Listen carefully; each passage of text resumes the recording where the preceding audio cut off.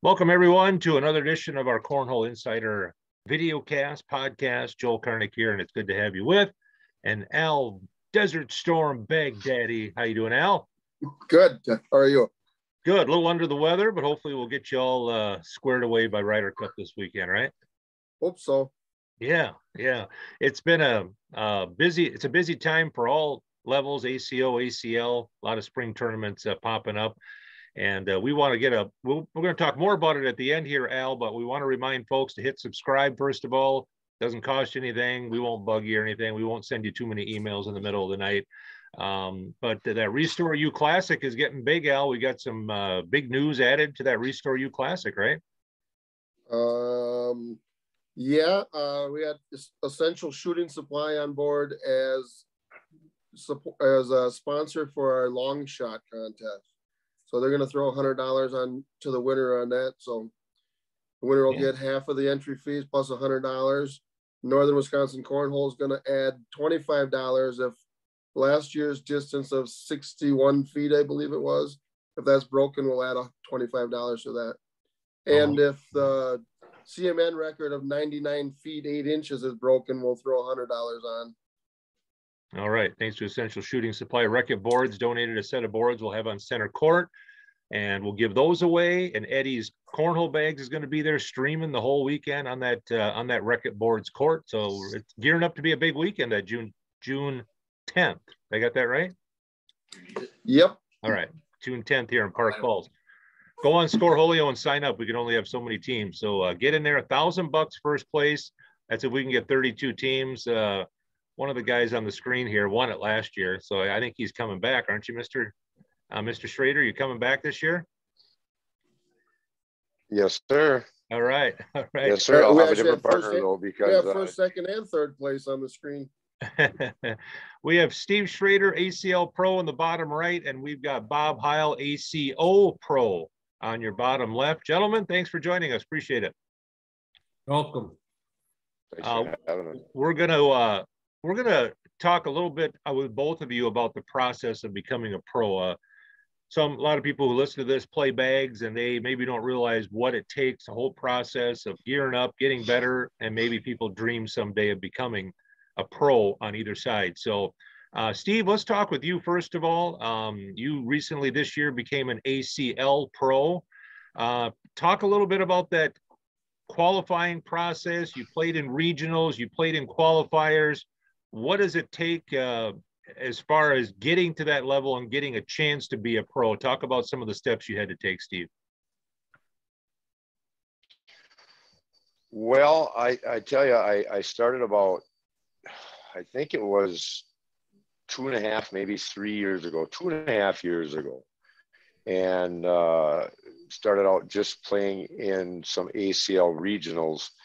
And honestly, it was really difficult to start out with.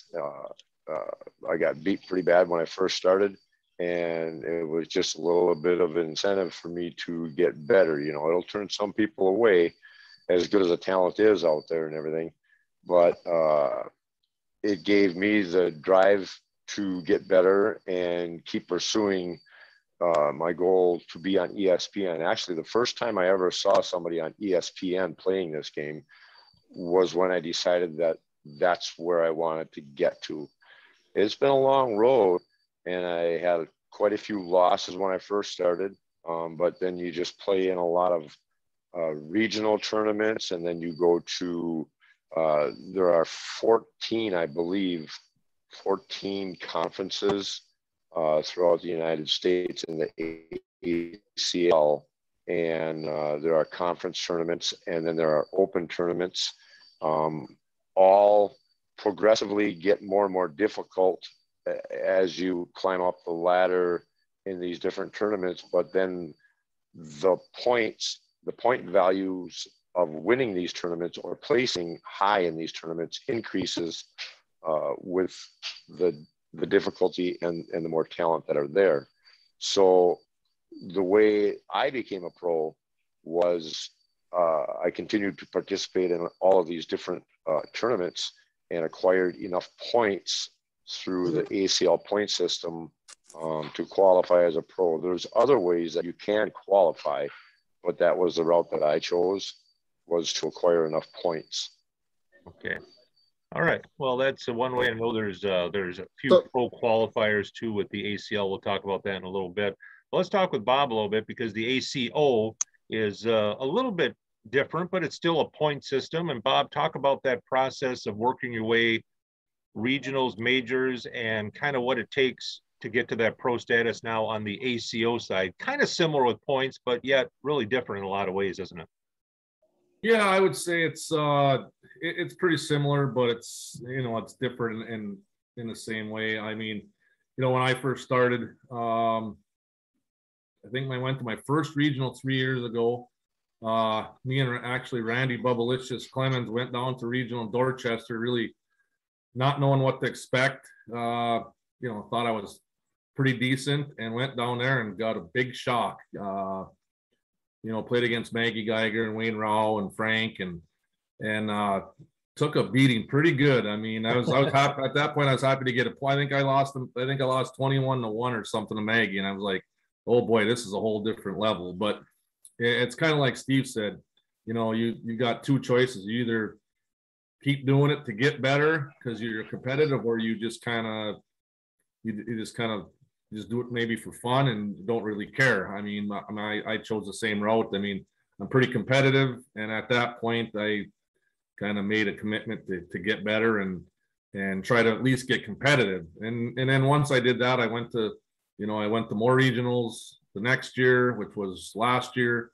Goal was top 80, which makes a pro status. And once I got close to top 40, decided to go for that and ended up doing that. So that's how I kind of came through, and, you know, took a lot of lumps from the top players, but now I'm able to compete and lose to them and also beat them. So it's been a pretty good experience so far. Yeah. And Steve, we hear that a lot, that people say, you know, you got to play good players to get better. But I think it's so true, because I've found, and I'm still building toward the pro status, hopefully someday. But when you play those good players long enough, you get a little bit numb to how good they are, and you realize that you just need to be good to stay with them. You kind of get over that. And that's just a process, isn't it, Steve? You got to play those really good players. My gosh, you played Matt Guy a couple of weeks ago, and we won't talk about how that ended because you had him beat. And I know you're probably still got nightmares about that, but I mean, you got to just play good players, don't you, Steve? Well, I tell you, you're absolutely right, Joel. I mean, I tell everybody that's trying to get better in this game and actually reach the level of pro status, I continually tell them that you need to play better players. You never want to play down. You want to play better players, and you're going to get beat to start with. There's no doubt you're going to get beat. The talent level out there is incredible, like I said. And the other thing I tell everybody is there's no substitute for tournament experience. There just isn't. You need to play these good guys. You need to play in the environment. It's crazy. I went to the World Championships for the ACL last year in South Carolina, and they had 144 sets of boards in one room. It was crazy. And the awe factor is what a person needs to get over eventually. Not only who you're playing, but the environment you're playing in. And there's no substitute for it. You can't simulate that. So a person needs to spend the time and spend some money or get some sponsors to help you out with the money aspect and everything, you know. But you need to spend a lot of time and travel to a lot of these other places. Here in Wisconsin, we don't really have a lot of large venues that have big tournaments. And it's amazing when you actually get out there and travel a little bit to see the size of some of these venues that you play in and how many boards they put in and how many players are there. There was over 1,000 players in South Carolina alone, just at that one tournament. So, and 50% of them were really, really good. You know, most of the pros were there. Some of them couldn't make it, but it's huge watching the pros, learning from how they play, and just being there and feeling the tenseness, I guess, of the whole situation.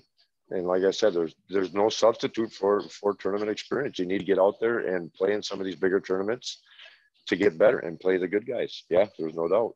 And whether it's ACL with you or Bob with ACO, you've traveled all over the country, and I've been to some of them with you. And, you know, I've been to 7 or 8 majors, most of them with you.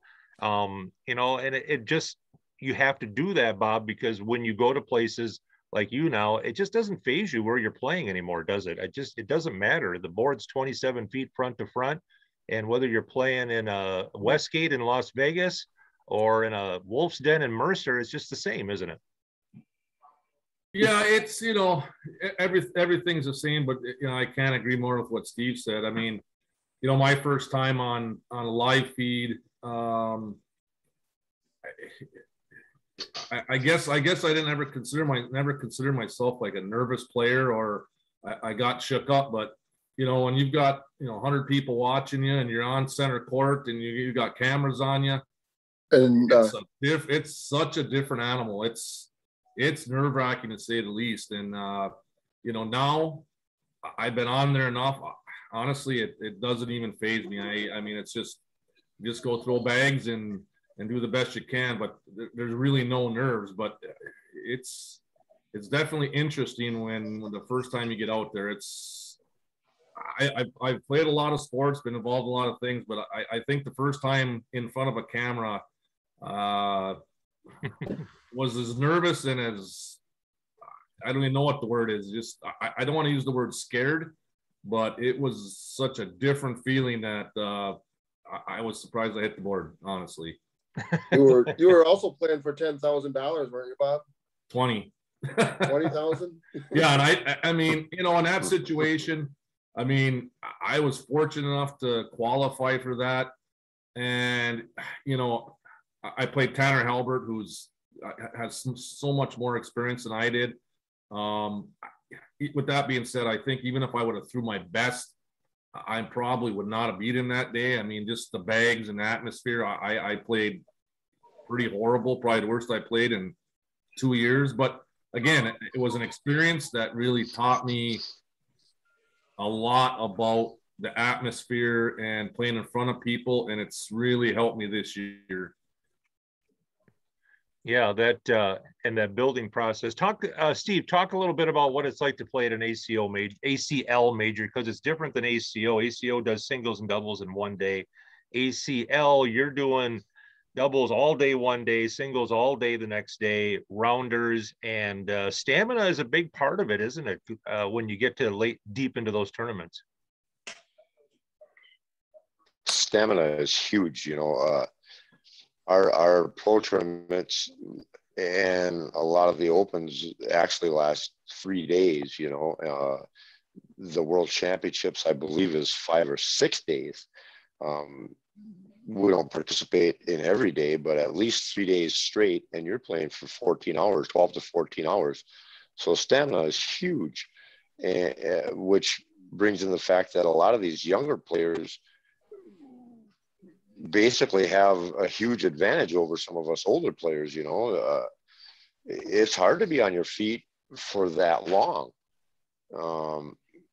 When you start getting up there in age, you know, I'm qualified for seniors and everything. I play seniors also, so it's not only singles and doubles, and rounders and everything else, but I also play seniors. But so stamina and there again, like I said, there's no substitute for tournament experience. And like I say, you can't simulate playing for 12 hours straight unless you go and play for 12 hours straight against some of the best players in the world. I mean, it's crazy how focused you have to stay for so long in order to get to that level. You start playing against Matt Guy or Ryan Windsor or Trey Birchfield or Jimmy Humans or all these top players that are in our league, and every shot matters in every game.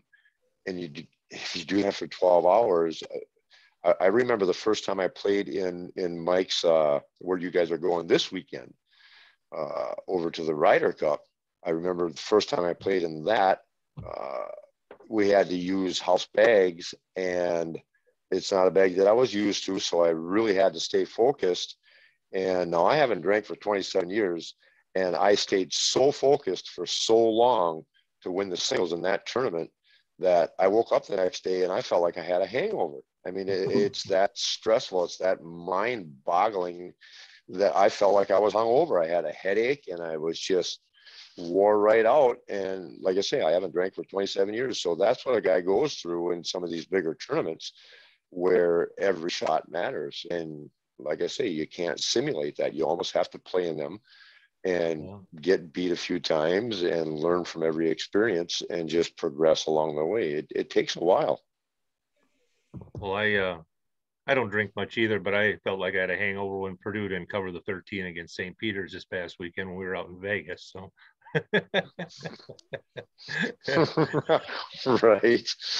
So, and if you guys come to our Restore You Classic, Steve, I know you're coming, and Bob, and I think you're coming too to our Restore You Classic in Park Falls. You can see these two guys will probably clash in singles, unless my boy the Beast gets to either one of you before that. But they have a chance to see these two guys. And Bob, this is exciting. That. It's exciting, Bob, to see cornhole grow here in the state. I know you're a Youper, but you're kind of one of the Wisconsin guys here because you're so close. And how the quality of players has grown in this state with guys like Steve, and we could list players across the state. You know, Andy Graff won seniors at Badger State, and the number of really good players, Bob, that we run into at all these events all across the state, right? Oh yeah, there's so many good players in you know, even central northern Wisconsin. I mean, might not hear a lot about them, but there's so many good throwers that, you know, it's, you know, even to win Badger State, I mean, you've got to go there and you've got to play top of your game. Otherwise, I mean, you're going to get beat. There's just no doubt about it. So I mean, you know, I gotta give you and Al and a lot of credit for starting this Northern Wisconsin, you know, our kind of our group. That's meant a lot to not only myself, but I know my son and a whole bunch of other guys that, you know, just, it's hard to say, I guess, but you guys have just done such a good job of promoting it, getting us together. And honestly, though, you guys, I probably wouldn't be kind of in the position I am. So I definitely appreciate everything you guys have done. Well, likewise, too. And Steve, it's kind of fun to cheer. I know we're always cheering for you. We're messaging you when you're out in Atlantic City. And our group here in Wisconsin and the UP, we kind of stick together and all rooting for each other, right? Except when we're playing each other. Yes. Right. Yeah. It's the UP guys and the Wisconsin guys, like you say, and the gals, you know, we all know each other really well. We've been playing each other for a few years now, and everybody knows everybody really well. And we're all cheering for each other unless we're playing each other. Yeah, you're 100% right. Yeah. All right. Well, guys, we thank you for joining us. Bob, sponsored by Lucky's. That's your bag. Steve, you got Ultra, right? Ultra Cornhole, baby, all the way. Best bags in the world. How did the sponsorships come about for both of you? You know, did they Ultra contact you, or did you pursue that, or and same for you, Bob? Well, for me, I pursued Ultra. As a matter of fact, I tried for a couple of years. I tried as an advanced player and missed out on a sponsorship there. But once I hit the pro status, they decided to take a chance with me. And I've been throwing Ultra bags. Everybody knows I've been throwing Ultra bags for probably 4 years exclusively, you know, in tournaments and everything. So it was a match made in heaven there. Yeah, Bob, how'd you get hooked up with Lucky's? Yeah, I like Steve. I mean, I was an Ultra guy too. I threw the Vipers and went to Worlds last year. Played on a team with Charlie Case, the owner of Lucky's Cornhole. We won that Pro Slider Cup event against some pretty stacked teams, and he asked me to try the bags, so I tried them. I liked them. and we kind of struck up a little friendship kind of thing, just to, the next month or so. And he asked me if I wanted to be part of the team and throw his bags, and here I am. So it's worked out pretty good. All right, gentlemen. Well, we thank you very much for taking time to join us. Great information, and we'll see you down the line. If not, we'll see you, Bob, obviously. But Steve, we'll be cheering for you. We'll see you in Park Falls, Wisconsin, June 10th. Folks, come on out and see the pros go at it with the Restore You Classic. So we thank you guys for taking time to join us, Steve and Thanks Bob. for joining us, guys. Thank you much, guys. Good luck, Steve. Thanks, Joel. Thanks, Al. Yeah, you too, Bob. All right, we're going to let these guys go. Al, why don't you give a quick plug for that Restore You Classic, and give us the dates on that if you could, Al. June 10th, we have Friday night Switch Holio, which means you'll be paired with random partners for 4 rounds, and then I would imagine we'll probably do an upper and lower bracket off of that Switch Holio results. Saturday, we have Bring Your Own Partner doubles, which should be $1,000 for first place, and good chance that it may be more than that with our sponsors. And then we will follow that with singles. So hopefully we get done before midnight. Giving away record boards that day. We got Eddie's Bags Cornhole Review. He's coming to record it. We appreciate him doing that. We already got people signed up from Minnesota. So go on Scoreholio, look for the Restore You, RESTORU Classic. Get signed up, and it should be a fun weekend, Friday night and Saturday. Anybody that's looking for a place to stay, the Northern Lights Inn in Park Falls is a sponsor of our tournament. So that's the preferred place to stay. All right, very good. And we're going to extend out our giveaway of those Scoreholio bags and hat that Scoreholio offered a couple weeks ago. We're going to go to April 15th and give you guys a chance still to comment. If you haven't done so, comment on one of our videos. Please hit subscribe. That helps us out. We're almost at 100, Al. Almost 100 subscribers. All right. And we got to get Maggie back on here because people really liked hers. That has more views than anything else. Maybe we should have her as a co-host of our show. Bring her in. That could be. Al, thanks for joining us. Appreciate it. Al Baghdadi right there, Joel Karnick, and thank you for joining us for another edition of the Cornhole Insider Video Podcast.